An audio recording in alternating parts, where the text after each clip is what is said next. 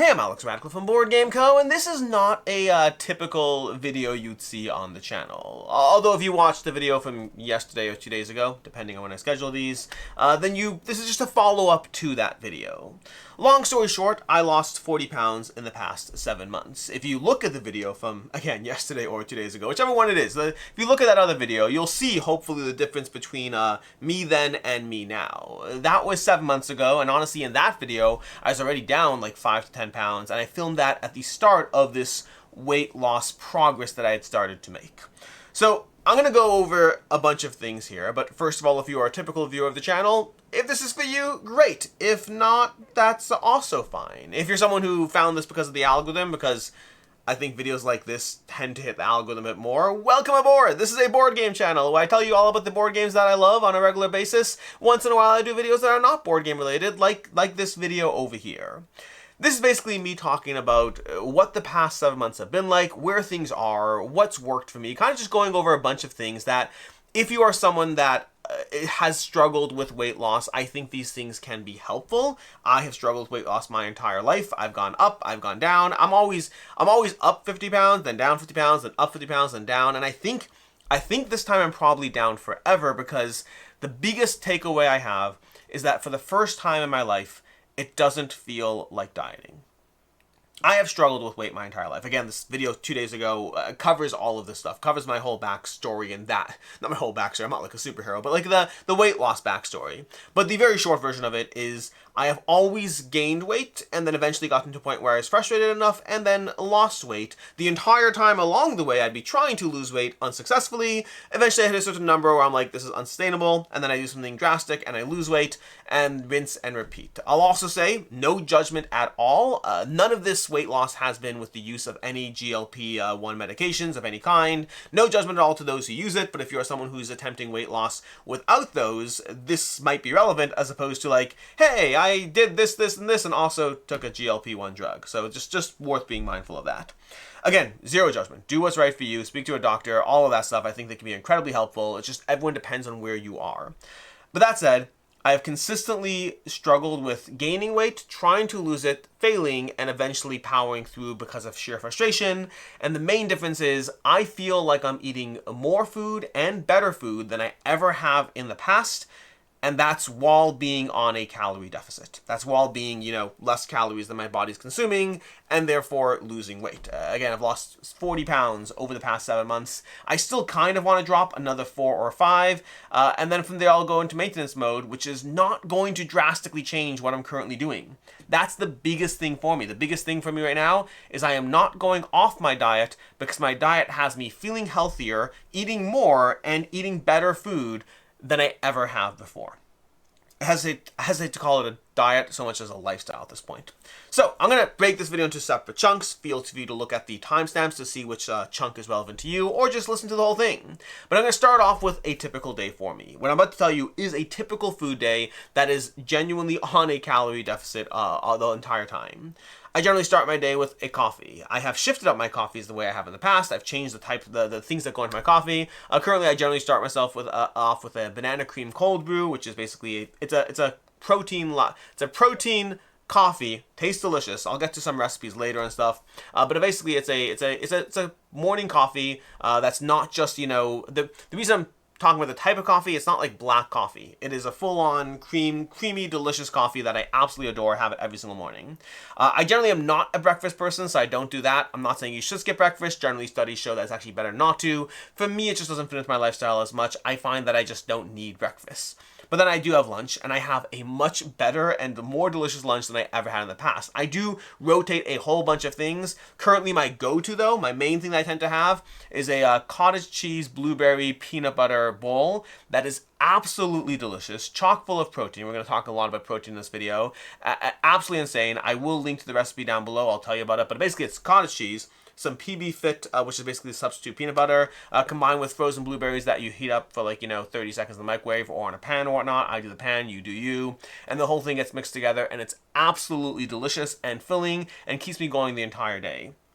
And then I have an afternoon coffee, because of course, again, it's not just coffee with black coffee. It's a full-on latte type coffee, just with my own personal recipe for it. And then from there I have dinner, which dinner again is going to be all over the place, but not a typical dinner for me would be like 2 giant chicken sandwiches, like full-on homemade-ish chicken sandwiches that are just absolutely delicious, and I can't believe how much food I'm having while actually being in a calorie deficit. And then every single night I have dessert. Personally, and this is me, this is just my own schedule, the way I like doing things, I don't have dessert after dinner. I don't like that. But I do have like a midnight dessert where I have kind of like a cheesecake bowl every single day, or alternatively a full pint of ice cream. Yes, I have a full pint of ice cream or an entire cheesecake bowl every single night while losing weight. This isn't like I have it infrequently. No. Every single night, without fail, I have dessert before bed. Every single night. And I've done all that while losing weight. A lot of this comes down to macro-friendly meals, which we'll talk about shortly. But that's kind of like the biggest thing for me is I eat great. I eat a ton. There are restrictions. There are trade-offs. We'll talk about that too. You don't magically like flip a switch and just eat whatever you want and lose weight. But I eat so much, and the food I eat is so delicious. It kind of blows my mind, the type of things and the quantity of things that I can eat, as long as you do so diligently and with mindfulness and a lot more awareness about food. And I'm saying this as somebody who has dieted in the past and somehow never figured all this stuff out. So what's different this time? What's the big change? The first thing is a lot of this dieting is about adding, not subtracting. That's a big thing that it's very hard for me. It's still hard for me. Like one of the things, like I love Crave. Have you ever had the cereal Crave? I love the cereal Crave. It is absolutely addicting. It would not be uncommon for me to have a lunch of 2 full bowls of Crave, because Crave is freaking delicious. I haven't had Crave in like 6 months, which is kind of want it right now, but I'm not talking about it. This is the first time I've missed Crave in a long time, because a big part of dieting, or at least dieting, what I've been doing right now, is you don't focus on what you're taking away. You add food into the mix. That food is ideally more healthy, but hopefully also delicious. I do not compromise on delicious food. And then from there, slowly but surely, the other things that you like just get pushed out because you're adding other things. You don't focus on taking away the thing you enjoy. You add other things you enjoy. If you have Crave every single day, 2 bowls of Crave, well then start alternating days where you have something else delicious that is better for you. And slowly but surely, as you add but not subtract, other things just get naturally pushed out or become more minimal in your lifestyle. So do not focus on taking things away. Focus on adding other things that are amazing and delicious, and inherently other things will fall by the wayside to some degree. Another big change, and again, I don't know what media you consume, but a big thing that's become very popular over the past year is protein. There's an obsession with protein that I think is well-deserved. I don't know why. I mean, I've watched videos on why, actually. I mean, I know all the theories why, but protein has become the newest thing that people are focusing on. And a big part of it is because, unlike other things like carbs and fats that have pros and cons and all that, protein has never really been demonized by anything in the food industry. Protein is only good for you. It used to be more associated with bodybuilders, but protein is something that fills you up, and it fills you up at a lower calorie density. Meaning fat generally has 9 calories per gram. Protein has 4 calories per gram. Both of those fill you up. Carbs, I believe, are 4 calories per gram, but carbs don't fill you up as much. Carbs do have other benefits to your body, but they don't fill you up as much, which is why you can have an entire giant bag of potato chips, but you can't snack the same way on chicken. Although if you find the right sub, you can have a lot of chicken. But also that's the bread and the sugar helping you there as well. But protein in general tends to be the best from these to a degree. You want balance. You want all of these things. But protein tends to be the best because it fills you up at the lowest calories per gram, meaning both fat and protein fill you up, but protein fills you up with fewer calories per food volume. And protein also your body burns. Your body spends energy burning protein, which means you kind of have like a 10% discount on those calories. So if you have 500 calories of fat and you have 500 calories of protein, your body is going to work a little harder to consume those calories of protein, and you might burn off an extra 50 calories or so of protein. This is a good time to note, I am not a nutritionist nor a food expert, but I have been watching a ton of nutritionists and food experts over the past 7 months. So everything I say is based on the people I watch. My information, like human beings, and like all information, is fallible, but it certainly has worked for me. And again, the biggest thing is I'm not going off this diet because I eat better and I feel better and I eat more than I ever did before. So adding, not subtracting. being mindful to try to get protein in. I generally aim for around 100 to 150 grams of protein per day, which is significantly more than the official US whatever recommendations, but it's also potentially less than what some people say depending what you should do. So protein is getting protein in is a big focus, and getting into the process of adapting towards getting more protein into my day. It took me some months to get there, but by now it's a second nature and habit as far as the foods I consume. And by now, just without thinking about it, I'm generally getting 100 to 150 grams of protein a day, which again, less than some suggest, much more than most suggest, but it is, or I say old information suggests, but it's generally a good number to shoot for in my opinion. Number 3 is steps. I took it on myself to actually get physical activity in. So I have been somewhat consistently getting 10,000 plus steps a day in over the past 7 months. There's days I miss, there's days I go to 14,000, but I generally aim for 10,000 steps a day. I'm currently at 7,500 at the moment for the day. I get my physical activity in every single day. I highly recommend a watch. This was on eBay for $60 for a Pixel 2 because you don't need the newest generation hardware. I mean, the newest generation is nice, but I was like, I spent $60 instead of $300 to get last generation's watch on eBay for a used model, and it works fine. It works great, and I track my steps every single day, and I get 10,000 steps every single day generally. I do some resistance training, honestly, not nearly as much as I probably should, and I haven't really had as a core part of my process over the past 7 months. So while you should do it and I should do it more, for me it's mostly been just steps. I've been getting in my steps, making sure my body is actually getting activity. There is data to suggest that your physical activity is not nearly as important as we once thought it was. That data is still somewhat newer. You can watch a Kyrgyzstan in a nutshell video on it, but it's longer story short. It's a whole study that's been done on this tribe in Tanzania, and then done elsewhere as well. But it generally seems to be supported that physical activity is not as important as it once was. That said, in the short term, it definitely will have an effect. If you go from here to here, long term your body will adapt. Short term it will have an effect on your body, and also it's healthy for you for a variety of other methods. It's been a part of my life, and I don't plan on it going anywhere. Actually, if you watch the last video, I kind of say how when I hit my weight limit or whatever, when I hit my weight goal, maybe I'll be a little less physically active. I don't plan on doing that. Instead, what I've done is I've adapted that I read rule books while walking. So now, whenever I'm short on my steps for the day, I grab a rule book, I hop outside or on the treadmill, depending on how light it is outside, and then I just get some steps in while reading a rule book, which is something I have to do anyway. That's just a way I get of multitasking that has worked out well for me. And then the fourth thing, which goes a little bit hand in hand with protein, is the idea of macro-friendly cooking.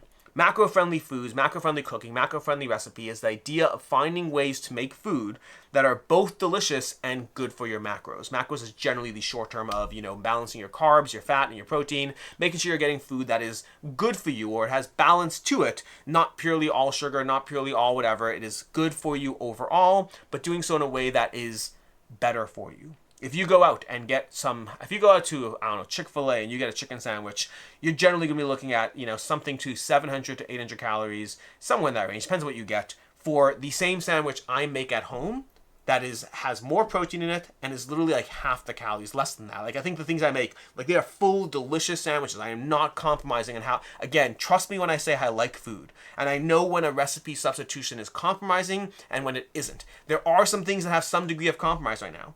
Right now, if I want a bagel, lox, and cream cheese, the regular way to do it would generally be about 300, 400, it would be about 500 to 600 calories for a single bagel. That would be the regular way to do it. And the way I do it is currently around 200 calories for the same exact thing. Not the same exact thing. I could have a bagel, lox, and cream cheese that's about, again, 200 calories versus 500 calories. And that one has a little bit of trade-off because I haven't found a good bagel that works the same as another bagel. So there's a small amount of trade-off, but for 200 calories versus 500 calories is totally worth it.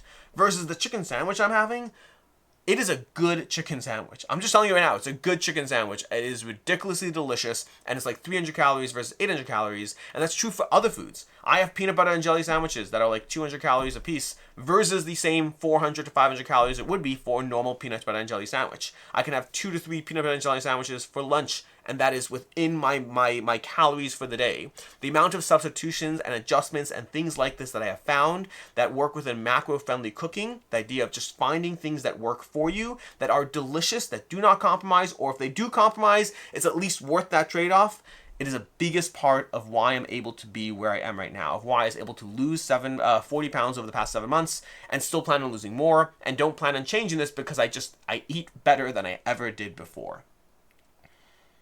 That's kind of what's different for me this time. There is sacrifice and balance. I'm going to get into more. Again, different sections over here. There is sacrifice and balance, though. I don't want to pretend that there isn't. The biggest issues I generally find are being around others, being in others' houses, restaurants, vacations, things that take you outside of the situation. Something just fell upstairs. Either that or someone broke in. Anyways, the biggest thing I found is that taking yourself out of your own situation that you are used to, that you have found that works for you, is the biggest hazard to this. Hazard might be the wrong terminology. It's where you need to be mindful of sacrifice and balance. If I go out to a restaurant, I can't add the food that I normally do that I find to be delicious and macro friendly. If you want to you can get a steak at a restaurant, and a steak's not bad. A steak's pretty good, but honestly, I don't like steak. I like a good burger, and I can't get a good burger that falls into the same range that I would do for something at home. Vacation is tricky when you don't have your own food around you. It is always being at other people's houses, going to someone's house for a meal. They're not going to have the same food that you've prepped and built around what works for you, or even just the things you want. If you want those bowls of crave, if you want Chinese food, for me, I love Chinese food. It's my favorite. My favorite takeout easily is Chinese. Do you know how many calories there are in Chinese food? It is hard to find good, macro-friendly, and easy, by the way. Another thing, I should note this, by the way. I don't have time for extensive cooking. Everything I make for myself, everything I do is incredibly low on the preparation to consumption ratio, whatever you want to call it. For me, putting 5 minutes into making a meal is about how much effort I want to expend. It is very rare that I do a lot more than that, because you could find macro-friendly Chinese cooking, but it's a little harder. It takes more time and more energy than I actually want to put onto it, so I don't do it quite as much. And then if you want to take a takeout, it's incredibly calorie dense. There is sacrifice, there's trade-off, and there's also balance. I say balance because you could do things that don't fall into your macro-friendly whatever. You just have to be mindful of how frequently you are doing those things. And again, for me, I travel a lot. Travel is hard to me. Generally, travel means that I will just not be dieting for a few days, and I'll deal with it when I come back. Sure, my coffee is delicious and 150 calories for a giant thing of it, but then if I want to go, when I travel and I go to Starbucks, I'm getting something else that's 500 calories. Although also, finding the meals that work for you while you travel is helpful. I do love a good shaken espresso. What is it called again? It's called the oat milk shaken espresso from Starbucks. That's delicious. It's one of the drinks I will try to get. I don't get it 100% of the time because I don't want the same exact drink, but I do get that when I travel, and that's relatively low calorie. Finding things that work for you at restaurants, at coffee places, trying to find the balance where you can is always going to help you out. For me, what I recommend, if you are someone who's trying to lose weight, what is the process? Like, what did I do? What happened here? First of all, is I got high enough on the scale that I decided I wanted to lose weight. That's generally been my impetus time and time again, where the last time, this particular time, it was in March, I want to say, I had been at 188 or whatever it was, and I was like, I want to lose a few pounds, and I went up to 192, and I was like, I'm done. I'm done again. Generally, I find that I usually get frustrated around 200. I got frustrated a little early, which is great. So 192, I got frustrated. I started looking into things and doing things and taking it seriously. And somehow or another, I think because there has been a shift in this protein obsession, my feed, and we'll talk about my feed in a second, my feed changed, and I started being recommended things that I found to be incredibly helpful on this journey. The things I have learned personally the most, again, I mentioned this already, try to get 10,000 steps in a day. It is something that there's a lot of reasons as to why. I'm going to recommend following people too. That's going to be a big part of it. But getting in 10,000 steps, effectively, it's working out without, and I'm not saying running. Do not run. When you run, there's an inclination to compensate and eat more calories because you're putting your body through exertion. Steps is generally recommended to be one of the things that does not overly exert your body, and so it's easy for you to get that extra activity in without your body feeling the need to compensate and thus eat more for it. Now, don't get me wrong, you could run and then just be super diligent, but steps are generally recommended to be an excellent tool to be able to lose weight without pushing your body in the wrong direction. Getting protein into your diet, I mentioned this already, that's a big thing. Track your food. This is a huge thing. If you don't track your food, you don't understand every small decision that is adding up. Eating your kids leftover chicken nuggets because they had 2 chicken nuggets that they didn't eat. This is still one of the things that's a problem for me. My kids have a plate full of pierogies and there's 2 they didn't eat. I don't like throwing that out. Pierogies are delicious. Boom, there's another 150 calories that aren't fitting into my budget. And the problem is when your calorie deficit, meaning calories expended versus calories you're eating, when you're generally trying to rely on a 500 calorie a day deficit, which is usually what you recommend for weight loss, The problem with that is a single small thing that you adapt to, a candy bar you didn't plan on it, can easily add up to half your calorie deficit, or if you're doing it multiple times throughout the day, can easily be your entire calorie deficit. The small things will add up. Track your food. You don't have to do it for the rest of your life. I've stopped by now because I kind of know what my day-to-day is like. Like, I know what I'm eating in a day-to-day. I don't need to freak out about it. But especially if I'm adding new recipes, on a day that I'm eating something new, I will put it into my macros, into my little weight loss app. I use my Net Diary right now. I've been using it for 7 months, nearly consistently. I finally stopped when I hit my target goal. But again, I will still use it when I am adding new foods in or things like that, so I understand how it fits into the overall schema. But track your food. And get a food scale. Like, those are big things. Like, I still use a food scale. I don't want to estimate my portions. I have so much food, I don't need to estimate my portions. I just measure it out, and I eat what I eat, and I know where it's going. Track your food, get a food scale. Those are things that are really going to help you out. Weigh yourself daily. I do find this is incredibly helpful, but do not judge yourself based on the daily weight. Judge yourself based on the weekly average. Your weight goes up and down. If you watch, again, I'm going to recommend watching people shortly. Your weight goes up and down. Do not get discouraged when you gain 2 pounds. Do not get overexcited when you lose those 2 pounds. Weight fluctuates on a regular basis. Track your weight, but judge yourself based on a weekly average. That is 100% the best way to do it. If you don't weigh yourself daily, it takes a little bit of the pressure off in a bad way. Knowing that you're weighing yourself daily puts you a little bit more mindful as to what decisions you're going to make that day. But if you judge yourself too harshly based on the scale, you're doing so based off things that don't make sense, because your body adapts, your body adjusts for a lot of reasons very frequently from small changes that do not represent actual weight loss. You can go up 2 pounds on the scale and have not gained a single bit of any actual weight. It's just the nature of fluctuating water weight, which is, I'm not going to get into heavily the whole science of it. Lots of videos that will do it very, very well. Follow people. I have found this to be incredibly helpful. I use Instagram. If you use TikTok, use Instagram, Shorts, whatever it is you use, find people to follow. I'm going to recommend a few right now, and then I'm going to recommend them in 2 categories. There's general good vibes, I'll call it. Good vibes, good sensible advice, things like that I'll recommend a few. And then separately from that, there's going to be things that are based on giving you food, like giving you food ideas, food recipes, all of that. So for the general good vibes, a few people I highly recommend is Ben Carpenter, Liam, Eric Roberts, and Nutrition Narc. These are 4 out of several. There's more that I follow, but I think those 4 are the ones that I watch the most. And honestly, I think those, I like Nutrition Narc, but he's probably the least helpful from those 4. But again, Ben Carpenter, Liam, I'll include links to all the people I'm mentioning down below. Ben Carpenter, Liam, Eric Roberts, and Nutrition Narc, they put out great content that is healthy, it is balanced, it is very, very good for giving you a good understanding of what to do, what is healthy, not going too crazy. They frequently reference other people's recipes. You get to see those and see those things show up and decide if they work for you. I highly recommend following those people and watching their videos, getting into you need to get into a routine where you're picking up the most useful, most current, most healthy and balanced advice, and doing so in these, short little reels that will enter your Instagram or, again, TikTok, whatever feed. For food thingies, train your algorithm, train your Instagram algorithm, or again, whatever algorithm you're using, train your algorithm to know that you want to see macro-friendly recipes.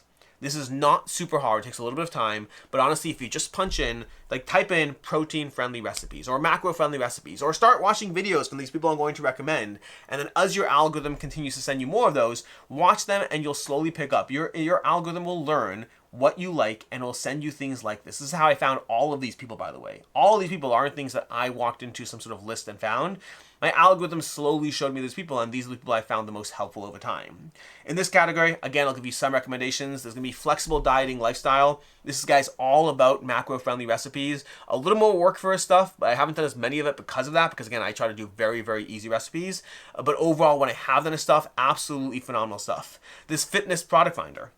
I mentioned that I have a pint of ice cream every single night, or I have dessert every night, and it could be a pint of ice cream. That's going to be from the Ninja Creamy, which makes genuinely delicious, healthy recipes. I have this Reese's Puffs ice cream that is so good. The entire pint is like 300 calories. I could have a 300-calorie pint of ice cream.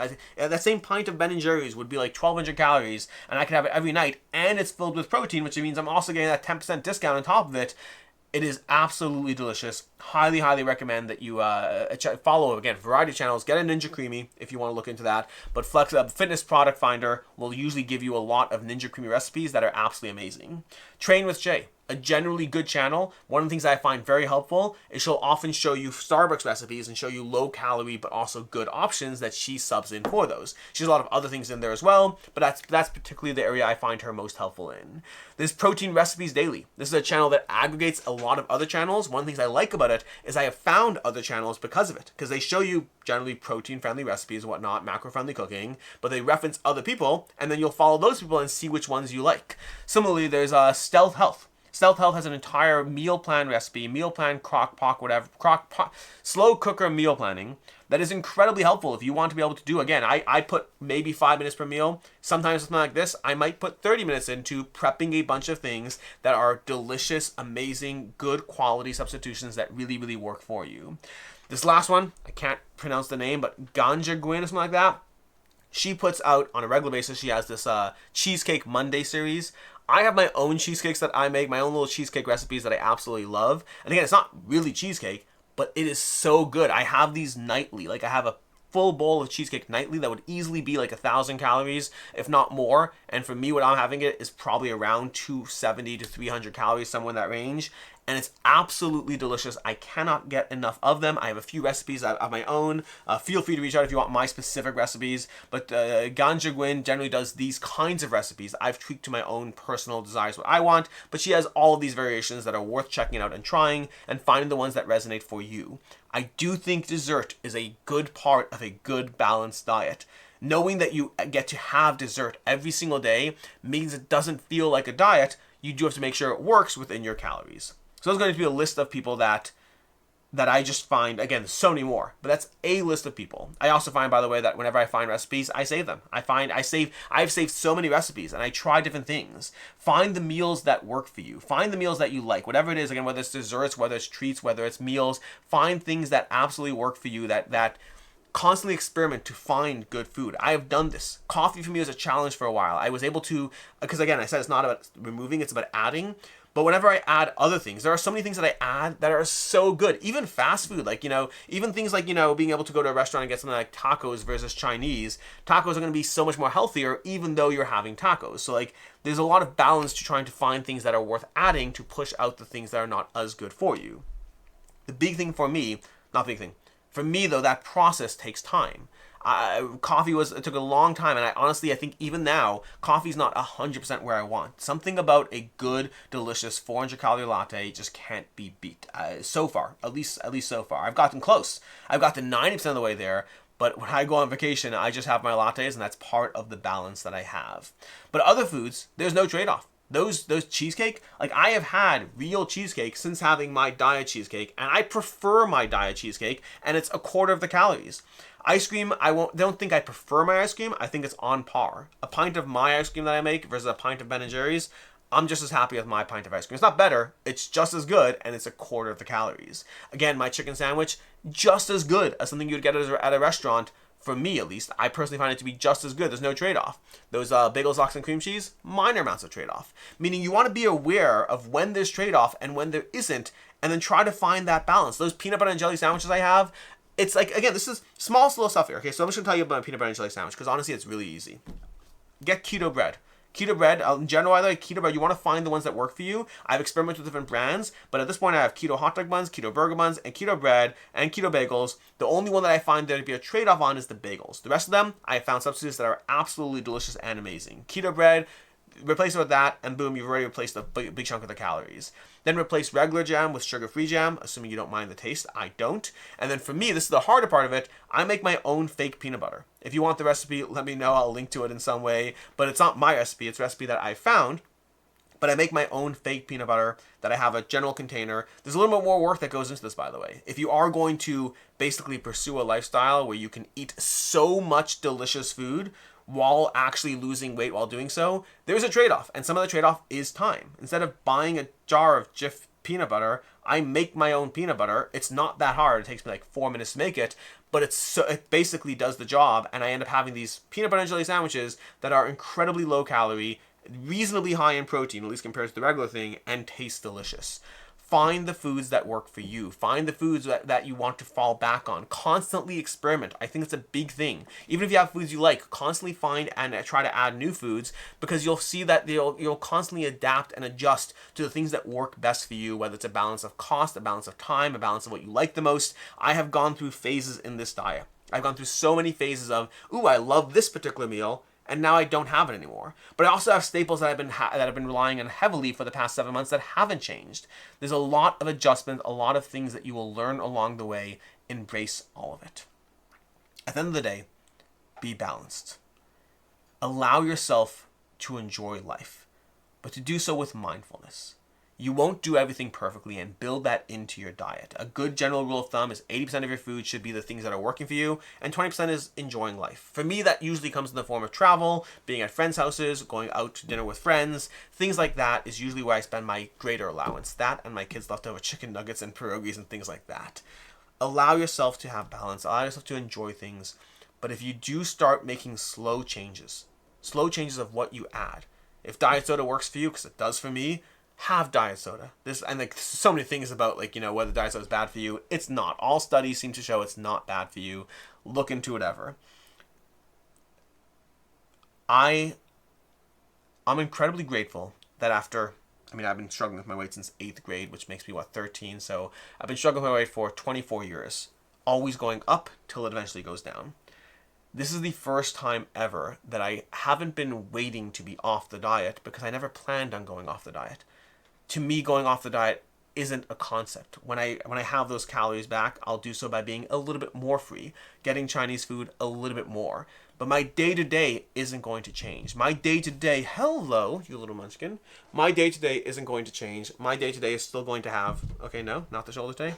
My day-to-day is still going to have me eating the exact same foods I have been doing for the past 7 months, just with a little bit more flexibility as far as when I can have something that doesn't fit, or even just having more. Maybe instead of having 2 chicken sandwiches that are absolutely delicious, maybe I'll have 3, because I can afford to. If you've watched this far, first of all, thanks for tuning in. I hope this is helpful in some way. I feel so much greater control over the food aspect of my life than I have for the past 25 years. I feel like, and this is something I would have said, I feel I could be 200 pounds heavier tomorrow, and I feel I could completely, with utter control, take it off.